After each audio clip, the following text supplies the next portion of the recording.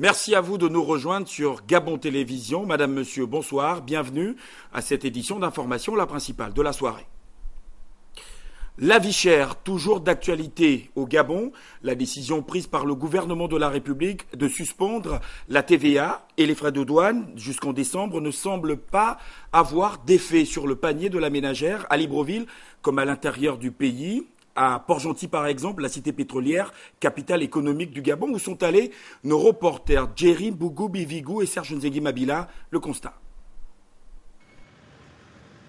Port-Gentil a souvent été considéré par le passé comme la ville la plus chère du Gabon. Qu'en est-il aujourd'hui? Jusqu'à aujourd'hui, ici à Port-Gentil, tout est toujours cher. Je vous assure que nous souffrons. Regardez vous-même les têtes de poisson. Ça, regardez, 1000 francs le tête de poisson. Les plus gros là, 2000. Là-bas, 4000 le kilo. On a dit de baisser les prix, ça ne va pas. Pas diminué. Pour ça, vous-même, vous voyez, ni au marché, ni dans les magasins, ça n'a pas diminué.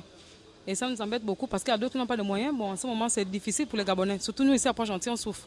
Au regard de certains coûts sur le marché, le seul enclavement de la ville économique n'explique pas tout. Ce que je demande, qu'ils doivent revoir les prix des paquets de manioc.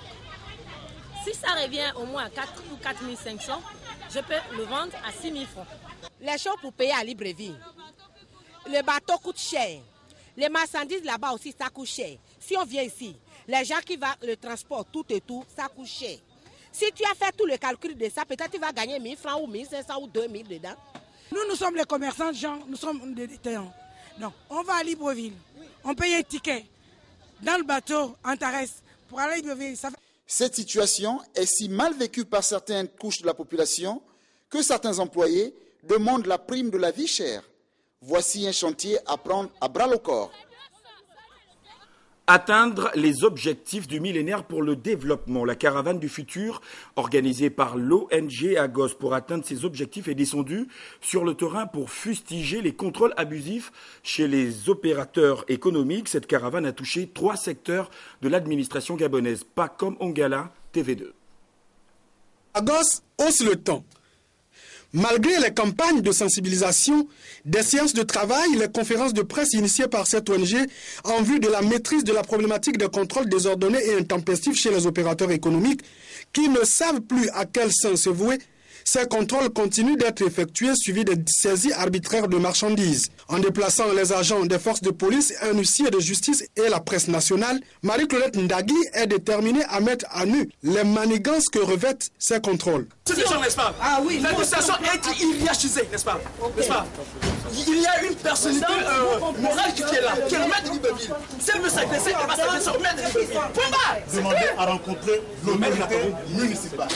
À partir de là-bas, vous allez dire donc au maire de Libreville qu'il y a des saisies, il y a des extorsions et il y a des agressions sur le terrain, n'est-ce pas, orchestrées par les agents qu'ils gèrent. Mercredi passé, ils sont venus, ils nous ont demandé 25 000. Ils viennent avec la bâchette, ils descendent comme on dirait les militaires. Pour l'ONG Agos, il faut un guichet unique, l'argent déposé dans les caisses de l'État. Pour ce faire, ces différents contrôles doivent être harmonisés. La présidente interpelle les plus hautes autorités. Il faut que ce soit clair. Cette fois, il va falloir que le chef de l'État soit directement interpellé. Les gens sont blessés, ils sont agressés physiquement. Sur quelle base? Où sont les droits de l'homme? Cette affaire d'extorsion de fonds qui ne vont jamais dans les caisses de l'État, ça va finir à partir d'aujourd'hui.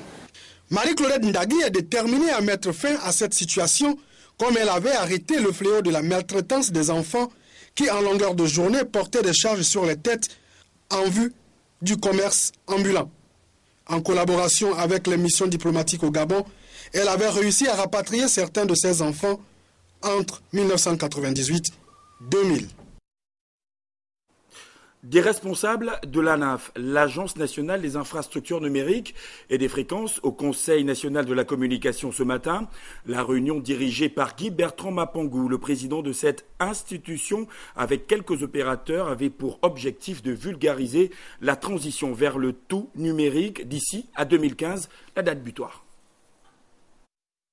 En 2015, la télévision analogique cessera d'émettre pour céder la place à la télévision numérique terrestre, encore appelée TNT. Cette transition concerne tous les opérateurs de l'audiovisuel gabonais. C'est donc pour informer ces derniers sur la situation de cette migration vers la TNT que l'Agence nationale des infrastructures numériques et des fréquences a organisé cette séance de travail qui s'est déroulée sous la supervision du président du Conseil national de la communication. L'économie de cette rencontre avec le directeur général de la NEF. C'est à la demande de la NEF que cette réunion s'est tenue. Nous avons sollicité le Conseil national de la communication. Il faut dire que c'est le Conseil national qui est régulièrement en direct avec les opérateurs de TV pour qu'on puisse informer sur ce qui se fait et ce qui se profile à l'horizon afin qu'ils puissent s'y préparer. Il s'agissait d'informer les opérateurs privés. Cette transition va modifier profondément le paysage audiovisuel.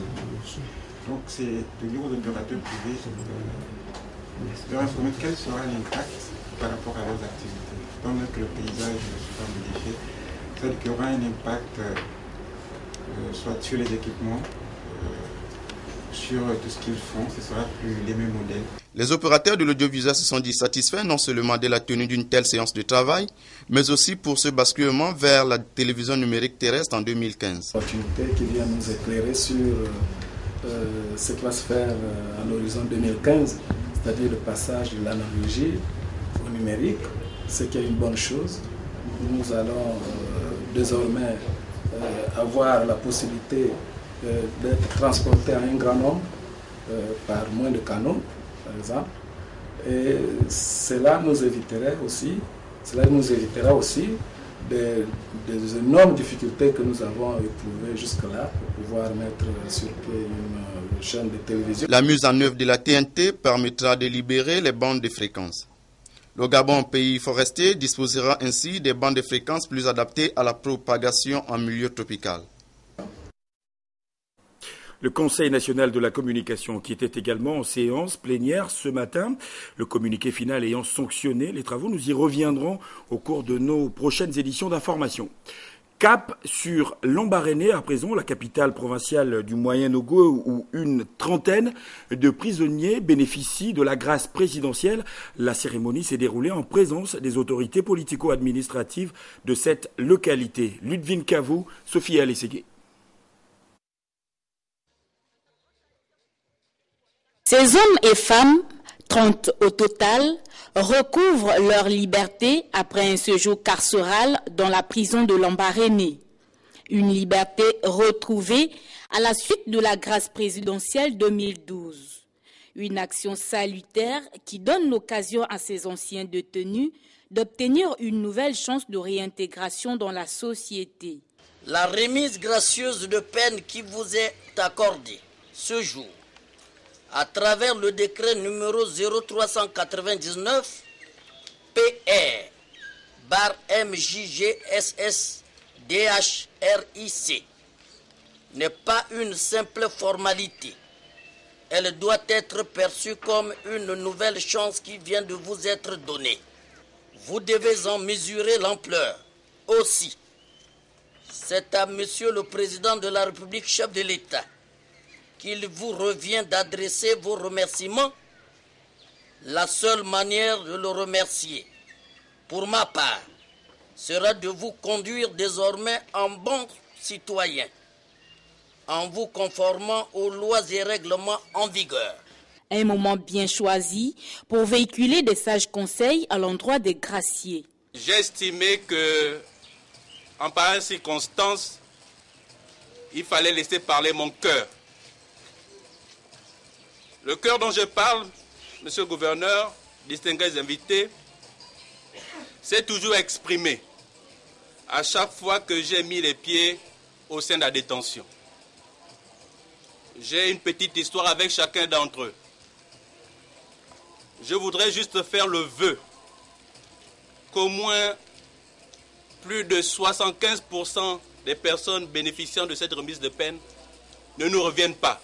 La grâce présidentielle, une action louable certes, mais qui devrait nécessiter de la part de nos autorités la mise en place des mesures d'accompagnement concrètes qui aideraient les anciens prisonniers à mieux se prendre en charge pour éviter de retomber dans les délits.